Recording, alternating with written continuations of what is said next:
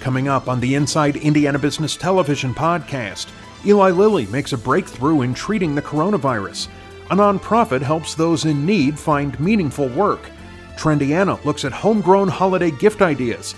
Hamilton County companies get a life-saving resource. IU doubles down on its Grand Challenges initiatives. A big commitment means a new name for Purdue Polytechnic. And we hear from the incoming commissioner of the Indy-based Horizon League. Welcome to the Inside Indiana Business Television podcast. I'm Andy Ober. Indianapolis-based Eli Lilly and Company's recent breakthrough in treating the coronavirus will have huge global implications. The FDA has granted emergency use authorization for a COVID-19 antibody therapy developed by Lilly scientists. Chief Financial Officer Josh Smiley joined Inside Indiana Business host Gary Dick with the latest. I said it's a breakthrough. It's really been a Herculean effort on the part of a lot of people there at Lilly. Typically, it takes years for a drug to come to market. Talk about what a compressed time frame this was to get this antibody treatment to market. Yeah, just going back, we started working on this program at the end of February. We have a partner in Canada called Abcelera who had identified some samples of patients, first patients in the U.S. who had recovered from COVID. They came to us and we decided to work on a program together. So from the end of February to November, we took what typically takes somewhere between 5 and 10 years and got it into 8 months to get an emergency use authorization earlier this week. Wow, that is truly amazing. So talk about the antibody therapy. This is given, I think, typically to people kind of early on in the virus kind of process, if you will. And some dosing has already been given to patients here in Indiana. That's right. As we started this program, we weren't sure exactly what patient population would work in best. And we're studying a range of populations. But what we received the emergency use authorization for are for patients who are newly diagnosed who would be at high risk for hospitalization. And our study would indicate that if those patients, these would be patients who are older, over 65, or obese, or have underlying conditions like diabetes, if they get the drug early in the course of their disease, there's in our study showed over a 70% reduction in their chance of being hospitalized. We got an approval Monday night, shipped drug on Tuesday, and the first 2 patients in the country received the drug at Clark Memorial Hospital in Jeffersonville this week.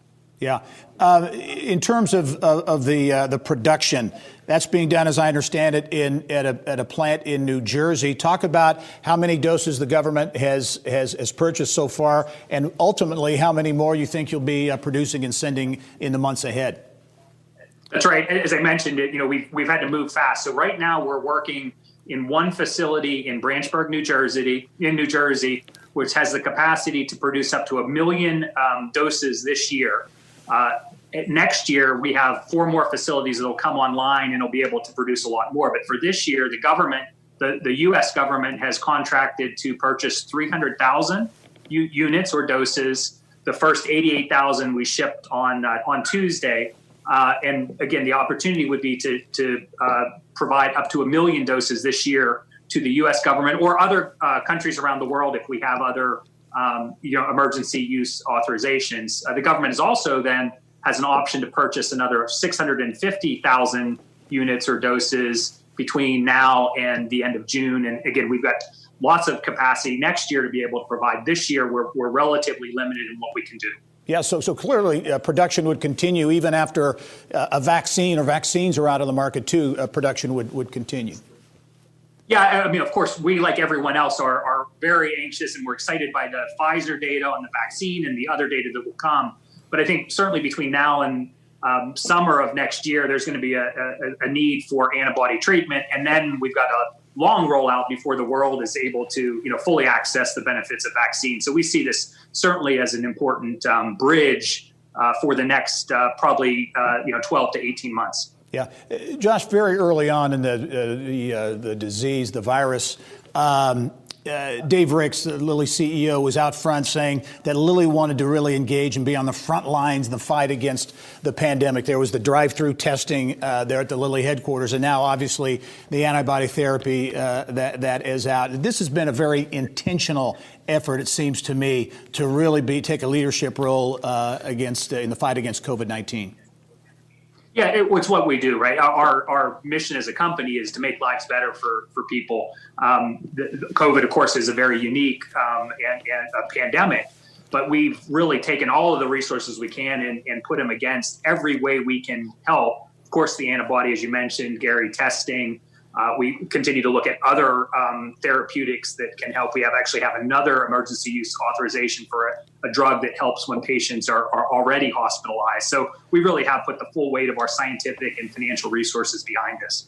Major breakthrough at Eli Lilly and Company this week, an antibody treatment now, dosing being given to patients and with many more in the future. Josh Smiley, Lilly CFO. Josh, thanks for taking the time. We look forward to visiting again in the future. Thank you, Gary. Pleasure. All right.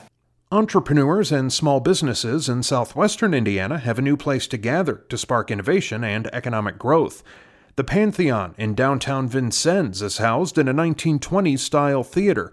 President and CEO Nicole Like joined the show to talk about what she says will bring much-needed economic stability to a region hit hard by the pandemic. We're actually taping this on the day of the grand opening. What does this day, 18 plus months of construction to transform this historic theater into a co-working space, an innovation center, what does this day mean to you and others in Vincennes and Knox County? Oh, it's a very big day. It's definitely a red letter day for our community and for all the partnerships that have made this possible, the people, whether they be sponsors, whether they be volunteers, board members, our partners at Purdue, our partners at IEDC. It's been a tremendous exercise in collaboration. And this has been a dramatic transformation. As mentioned, this was a once, very popular theater that went dark a number of years ago. You're really totally transforming $3 million in terms of an interior renovation. Talk about what this theater is going to become, and it is now. Well, we started out, like you said, with an empty and dilapidated space. It was actually on the Indiana Landmarks 10 Most Endangered list. So we were able to save it from that ruin, and it's now a beautiful and vibrant and compelling co-working space and business incubator right in the heart of our downtown. What can this mean, in your view, to innovation, to entrepreneurship, to driving economic activity? What can it mean for Vincennes and Knox County in that region? Gary, I think what it is, it's our best foot forward. It's a new way of approaching economic development that can help to, bolster our other efforts in economic development. It's going to help grow just that ecosystem in a rural community and help to attract and retain more of our young people. So as well as growing the wealth and the prosperity of our region. So I see boundless opportunities that will come from the Pantheon. Talk about the reaction so far. Very unique co-working and incubation space, certainly in that historic theater. What's the reaction been, and what kind of feedback are you getting on this new Pantheon theater? Well, when people walk inside the first time, they really don't believe what they see because it's beautiful. And I'll just give a shout out to Chris Blyce and John Edwards up there in Indianapolis of Blyce Edwards, because they've been our interior designers and have really made the space pop and come alive. So you just have to see it to believe it. Pictures don't do it justice. And so, I would invite anyone, if you're in Vincennes, if you're around Knox County, I'd love to give you a tour. I mean, we have been able to retain much of the historical character while adding that modern element for co-working. All right. The Pantheon Theater, now a business and innovation center in Vincennes. Nicole Like, thanks very much. Congratulations. This is an accomplishment for really a community of any size, but especially a smaller community like Vincennes, really stepping up and doing a great job. So thanks very much, and we look forward to seeing you soon. Thank you, Gary. For people struggling with homelessness, addiction, and poverty, finding meaningful work can be a huge barrier to getting back on track. Enter Indianapolis-based Purposeful Design, a nonprofit that hires and trains Hoosiers to make handcrafted custom furniture. Around Indiana reporter Mary Rachel Redmond has more.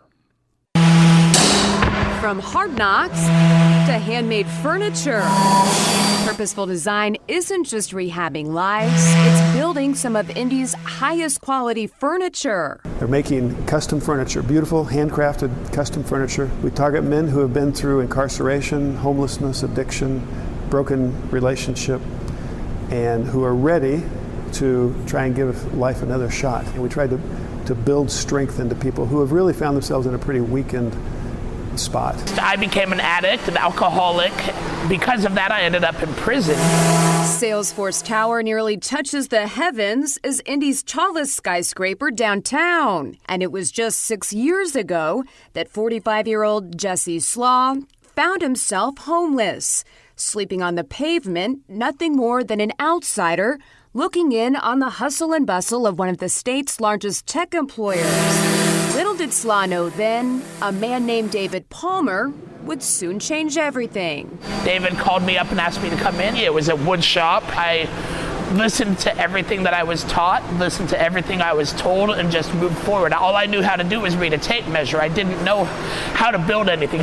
But that would soon change. Since working for Purposeful Design, Slaw has completely changed his life around, getting married and having a son. I am no longer an alcoholic. I am no longer a drug addict. I've got myself a wife that makes sure that I am straight and narrow and doing what I'm supposed to be doing in life, because I'm not just living for me anymore, but I'm living for her and my son. There's lots of our Purposeful Design furniture is in the Salesforce Tower. There was once a businessman up in the tower admiring the furniture, and he knew where it had come from and who made it. And he said this, he said, "Isn't it amazing that the beautiful furniture in this tower was made by men who used to be homeless in front of the tower?" Since opening its doors in 2013, Purposeful Design has grossed over $5.5 million in sales. And their clients include big-time names like Eli Lilly, Salesforce, and the Indianapolis International Airport, just to name a few. A lot of it has to do with the fact that we are working here. They have to learn some real discipline, some responsibility, show up on time, bring the right attitude, learn to do the skills. But craftsmanship skills are far from a requirement. Just ask 24-year-old Jamil Hamid, who came to Purposeful Design through Wheeler Mission. I have zero interest, zero experience. But he's learned on the job. It's amazing. Best thing that happened to me since I moved down to Indiana for sure. And I'm just trying to get my life started on the right track. Just want to make sure you got a good grip and then press this button to get it started and just go on the single aisle. Hey now! Mary Rachel Redmond, Inside Indiana Business. 2020 has certainly been a difficult year, but the holidays are on the way to hopefully brighten things up a bit.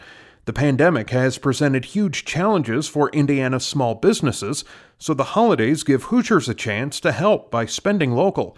Yelp Senior Regional Lead of Community and Marketing, Brittany Smith, has some suggestions in our latest Trendiana segment.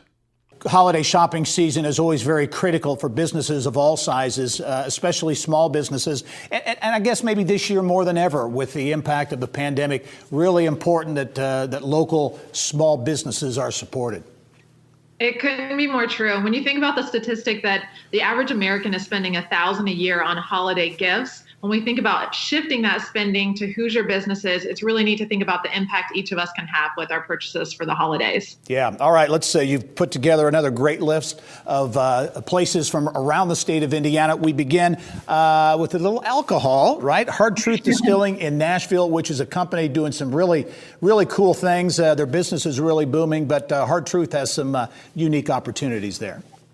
Definitely. In the last month, they've actually unrolled 2 new products that are really fun gifts. One being the toasted coconut rum liqueur that they actually got a score of 95 on Wine Enthusiast for. And then this weekend, they're actually launching a new peanut butter whiskey. So you can hit 2 of those different audiences there. And who doesn't love a gift of drink or food for the holidays? Absolutely. Sounds great. Okay, coming back up to Indianapolis along Mass Ave and Homespun, which has been around for a while, but continues to keep things fresh. Yeah, Homespun's one of those businesses that you could visit every week and you're going to see new inventory on their shelves. That's no different this year. They've really been offering a lot of fun kits for people who want to give gifts of experiences. So you're seeing things like pickling kits or Vietnamese coffee kits, great gifts for children, all great local products right there. They've always got something really creative and fresh for everyone on your Christmas list. I know they're big into corporate gifts as well. Okay, let's go north up to Atlanta, Indiana, right along Highway 37, Mercantile 37. Yeah, this location is what I would call a shopping destination in Hamilton County. You could actually make a whole half day out of it. They've got Wheeler's Cafe in there where they're serving up coffee, snacks, and lunch. And then you can also roam. They've got 2 floors with over 50 Hoosier businesses making products right there. So you can really support a lot of local businesses under one roof at that business. And Bongi's is very close by, great restaurant as well up in that neck of the woods. One more fun stuff. Yeah. Let's look at New Albany. You go to southeast Indiana. Jewelry, obviously, is always a very popular gift during the holidays. Dress and Dwell. Yeah, this business is located in their downtown historic district. It's really great. People are trying to spiffy up a little bit for all the Zoom conference calls we've been on this year. So it's a fun business to find some jewelry, boutique baby items, women's clothing. And it's just a really fun adventure, actually, just to explore that entire neighborhood right there in downtown Albany. Okay, and our last stop this week is in central Indiana. Actually, it's multiple stops, right? Visit Indy is out with the Indy Attraction Pass. Yeah, more people are looking for experiences as gifts, and this is a perfect time for them to unroll the Indy Attraction Pass. Through the 1-day or 3-day passes, you unlock access to 5 different central Indiana museums, ranging from Conner Prairie to the Indiana State Museum to the Children's Museum. So it's a really fun gift for couples or for families. And then once they use it, they have a whole year to make use of that pass. All right. And a lot of these businesses do have e-commerce sites as well, so you can connect that way as well. Brittany Smith from Yelp, always a great report. Thanks for joining us. We'll talk to you soon. Thanks so much, Gary. Remember, you can catch Inside Indiana Business Television on stations throughout the state every weekend. Head to InsideIndianaBusiness.com to check listings. Hamilton County has become the first county in Indiana where companies now have access to Narcan to treat opioid overdoses. It's part of a partnership with the county's Council on Alcohol and Other Drugs. Executive Director Monica Greer joined Kylie Valletta in the Business of Health. Tell us first what exactly is inside the box and explain really how simple it is to use in an emergency. Sure. Inside the box is 2 doses of nasal spray Narcan and also a set of gloves. So the nasal spray is used very easily, and it's there for the staff. And we have the staff trained with Narcan by our local health department, the Hamilton County Health Department. Okay. And so these boxes are kept in back. They're not out in the open, right? Correct. We ask the businesses to store them in an office area or an unlocked area where all staff are aware that it is, but the local patrons cannot get to it. Okay. So these boxes really are designed for time because to save time, because time is so critical during an overdose. Can you explain that? Yeah, it's literally life or death. Within 2 or 3 minutes, the person could not survive the overdose. So we are asking local businesses and agencies that need the box or feel like they want to have the box to help save a life, put in the businesses. And the boxes themselves, like I said before, very simple. If an overdose does occur, the staff are to call 911 and then check for breathing. If the person did not overdose on an opioid or just had another health condition, the Narcan is not going to harm them. So we ask them to check for breathing. If it's shallow or non-existent, then we have them do 1 dose of nasal spray and check for breathing after 2 or 3 minutes. If they're still not breathing on their own, then they'll do a second dose if the emergency responders have not arrived yet. Okay, so with this grant, you've been able to give the boxes to 10 businesses in Hamilton County for free. Explain what businesses you're targeting and why.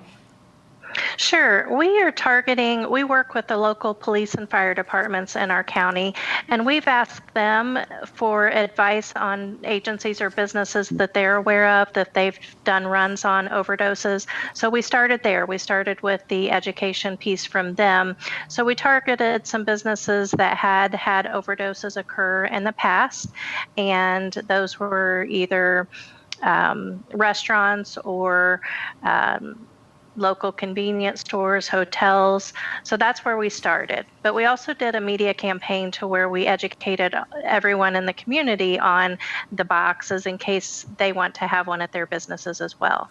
And you say when people hear about this, they sometimes think of patrons, but these really aren't designed for the patrons, for the customers, right?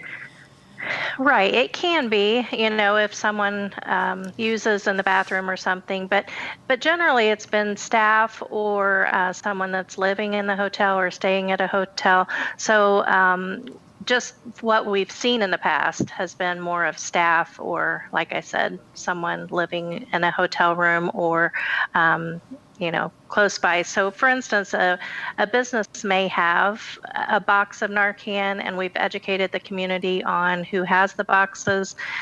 Then other local agencies that don't have them may be able to get something from a local business. But hopefully our first responders will respond in a time frame that just 1 dose or 2 doses will be all that's needed.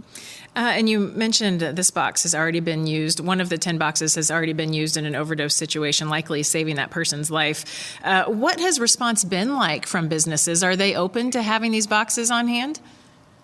Yes, especially the business that the Narcan helped save the life of the woman that overdosed. But yes, very good response. The staff, they don't want to see it happen, but if they've experienced it or they know that it could happen, it just really reassures them that they may be able to help the person prior to first responders arriving at the scene. Just a few seconds left, but other communities, other areas in the state who might see this story, would you encourage other communities to consider this, and what advice would you give them? Yes, definitely. It's a very inexpensive, easy project to administer. And like I said, we've gotten really positive feedback here, so I would encourage it. The boxes themselves, including the Narcan, is about $100. So that's fairly inexpensive. Even if the communities don't have grant dollars, the agencies or businesses themselves may be willing to pay for the box just to have that resource in their business. Okay, Monica, it sounds like a good program. Thanks for being on the show and telling us about it. Thank you so much. Over the last 4 years, Indiana University has unveiled its Grand Challenges initiatives, designed to find new solutions to significant public issues, including health, the environment, and addiction. IU Vice President of Research Fred Cate joined us with an update. You talk about research and the world-class research that continues to go on at IU, certainly with the Grand Challenges initiative, a lot of focus on the state's response to COVID, but also 3 specific areas and programs that have been launched over the last 4 years. Give us, for those who may not know, the Grand Challenges initiative and really what it's all about. So the Grand Challenges initiative was adopted by the Board of Trustees as part of really the bicentennial plan for the university, as a way of really giving back to the state and demonstrating the impact that we try to have in the state. And it focused almost $300 million in 3 areas where we would make a particular impact working with partners across the state. And those 3 areas, as you mentioned, were precision health, dealing with environmental change, and responding to the addictions crisis.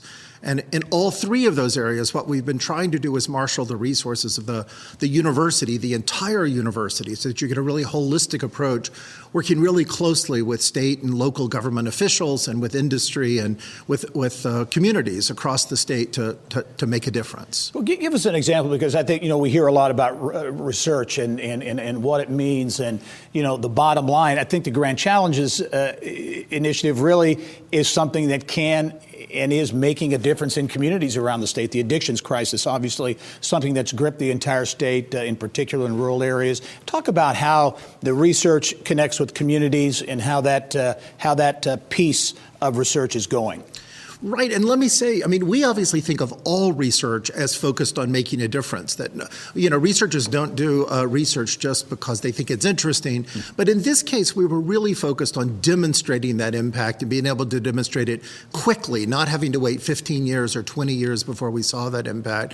So, for example, we set up a new Alzheimer's clinic, funded in this case almost entirely by the NIH, an Alzheimer's treatment discovery center here in Indiana that's trying to provide new treatments for Alzheimer's, the nation's fastest growing and most debilitating disease, not just in Indiana, but across the entire country. And similarly, and when we deal with addictions, we've set up a pain assessment clinic that's trained over 1,400 people across the state in how to assess and treat pain in ways that don't rely on opioids. We have initiative in schools working with school districts so that we can help kids not start using drugs.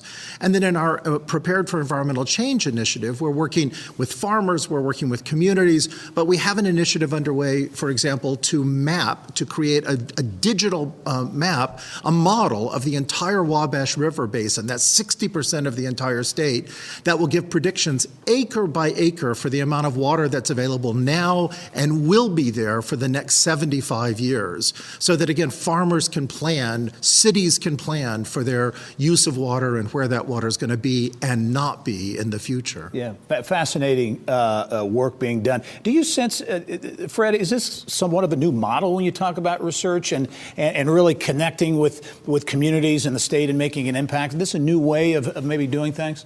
I think it is a new way, and I think it's a really important way because it means not just getting results of research and taking them out to the public, something we've done for centuries, literally, but it means really engaging with communities when you're designing the research, making that research happen in schools and communities so that the benefit is felt immediately, and making sure that we are dealing with the real problems that communities face, not just those things we think are problems, but the things that state and government agencies, that other service providers are telling us, these are the critical issues, please help with these. And again, there's no better example than addictions. And in fact, we undertook the Responding to the Addictions Crisis Grand Challenge after the governor identified in his first State of the State address that addictions was one of the key focal points for his work. President McRobbie from Indiana University reached out the next day and said, we'd like to work with you on this. And we have ended up doing that initiative almost entirely in partnership with Governor Holcomb and with state agencies. Again, a tremendous example of how much more we can accomplish when we work together. Only have 20 seconds left, Fred. A lot has been accomplished in these 4 years. What's next? I mean, as you look to the future. Well, first of all, we're only about halfway through with these grand challenges. We have a lot more to do. We also, of course, have been very active in helping the state deal with COVID-19, and I'm afraid there's still going to be more to do there. And of course, this is, as you suggest, the model for the future. I think we'll be seeing more and more research like this where we work closely with our partners throughout the state. Fascinating research going on at Indiana University. Fred Cate, the VP for Research at IU. Fred, always great to see you. Thanks for joining us. Thank you very much. Purdue University's flagship high school has a new name. Purdue Polytechnic High School will now be known as the Schweitzer Center at Purdue Polytechnic High School, Englewood.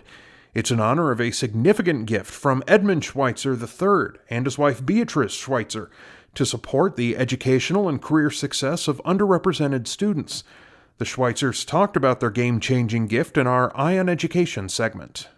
I'll start with you, Ed. I want to get both of your thoughts on this, but a major gift to Purdue and Purdue Polytechnic High School to support their efforts, which really are focused on some underserved students.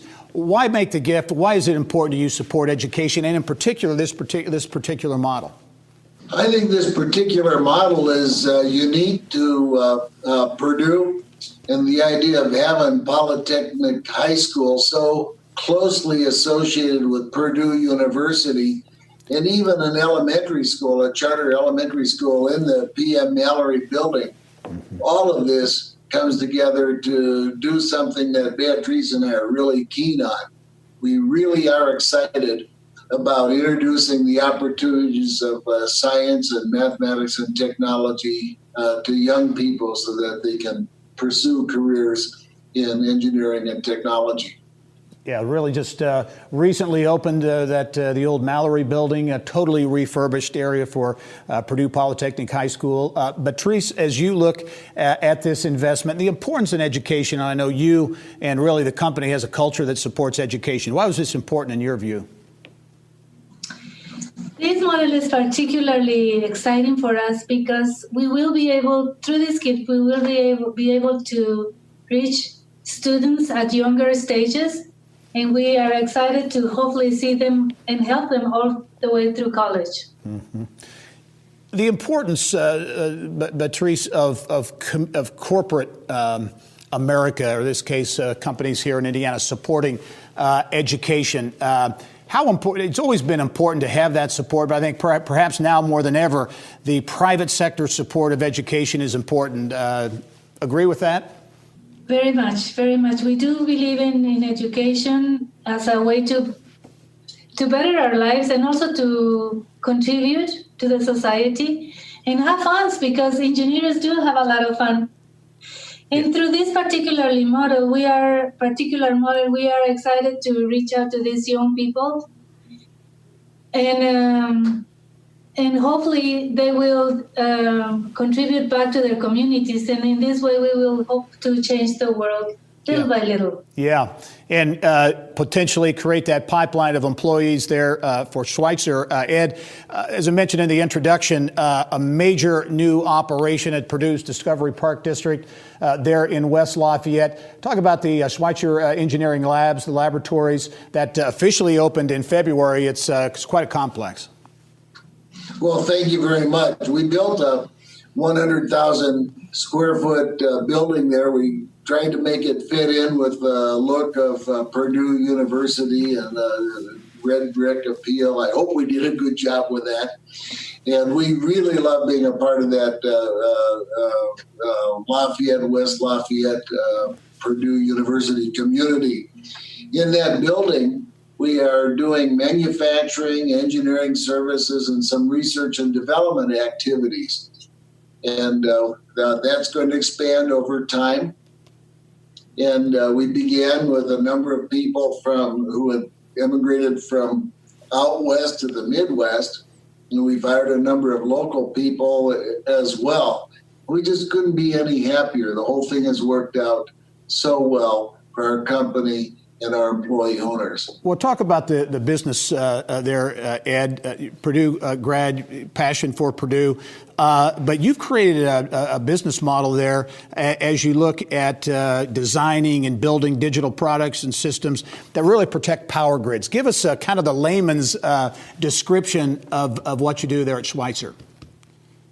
Great. Well, our verbs are we invent, design, manufacture, sell, support, and teach just about anything that has to do with the control, protection, automation, metering of electric power as used by utilities, industry, commerce, by all of us. So we help keep the lights on when there's a disturbance like a lightning storm that propagates through an area. You'll notice sometimes the lights go off and automatically come back on.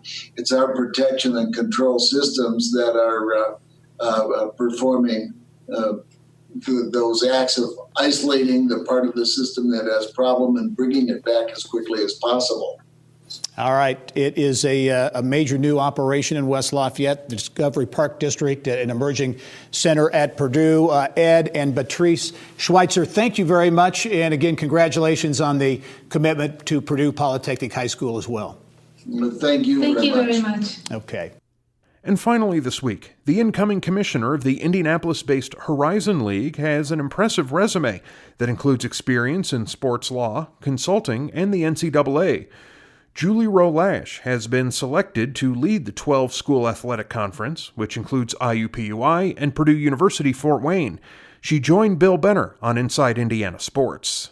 I would think that this is the culmination of your career. You started out as a student athlete, moved into administration, and now taking over for John. It has to be an incredible honor, a big responsibility, but also an incredible honor for you personally.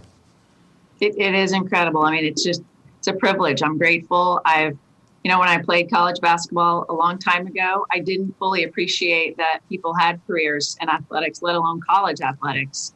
Thankfully, my college basketball coach sent me on the trajectory to the NCAA national office, and now to culminate working in a conference office, as you know, is incredible. And to be named commissioner is just, it's truly an honor. And as we mentioned in the open, John, again, highly respected, former member of the NCAA Division I Men's Basketball Committee, has had his hands on many of the sports activities that have taken place here in Indianapolis. And so, not to use the cliche, but I will, big shoes to fill. Very big shoes. And John's been just an incredible mentor and champion of mine. He's completely positioned me for this opportunity and has given me leadership responsibility along the way. As you said, he's an icon in athletics. I mean, for anyone to do any job for 30 years is rare these days, especially in a tough job like college sports, leading a conference through so many dynamic moments in this conference's history. And for him to build the Horizon League to where it is today is amazing. And it's a real tribute to him and his leadership. Julie, always challenges and in the commissioner's hot seat, and especially now with so many things going on as it relates to the pandemic. How do you keep the ship afloat and floating in the right direction during this time?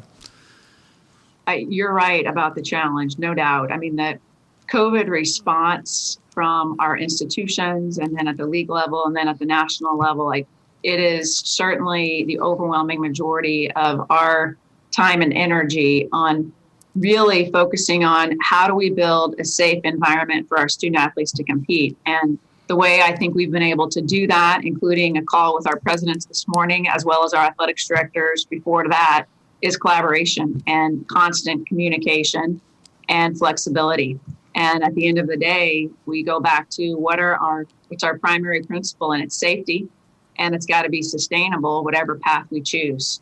And our presidents and our athletics directors have been terrific. Is it a positive or a negative to be a non-football league right now? I think it's a positive purely because we've not had student athletes competing this fall. As you know, we postponed our fall sports to the spring, and now we've been able to learn. And that's been another silver lining through this. The conferences have been collaborating and very transparent and sharing, to the point we're working with a couple Power 5 conferences on our testing plan for basketball officials based on what they've learned during football season. So I think that we've been a real beneficiary of some of the steps they've already been able to take. Julie, as we wrap up real quickly, the Horizon League, longtime co-host for the Final Four, IUPUI also is serving in that role. And so we do look forward to April, and I'm sure you and your staff and the folks at IUPUI looking forward to fulfilling their roles as co-hosts for the upcoming Final Four. Indy is the sports city. It's the sports capital. That's why I moved here 20-some years ago with the NCAA, and why I'm a proud Indianapolis citizen today. And to know that Indianapolis is going to be the host of the Final Four, the men's, come March Madness, I think where else would you want a city to host the Final Four in the midst of all of these challenges that we've talked about, plus many more, than Indianapolis? Because the city is rising to the occasion. Our local organizing committee, our co-hosts, everyone is incredibly optimistic. And also the contingency planning is appropriately extremely deep. But at the end of the day, everyone shares the same mission, and that's to provide the absolute best student-athlete experience and provide an awesome event for this city. Well, so Julie, I'm excited about it. Julie, soon to be the new commissioner of the Horizon League. Congratulations again on that great distinction for you, and we look forward to seeing you soon. Thank you, Bill. Good to see you. That wraps up this week's Inside Indiana Business television podcast. Remember, you can find all of this week's TV segments, as well as the top business news from throughout the state, at InsideIndianaBusiness.com. While you're there, you can also subscribe to our platform of free e-newsletters. This is Andy Ober for Inside Indiana Business.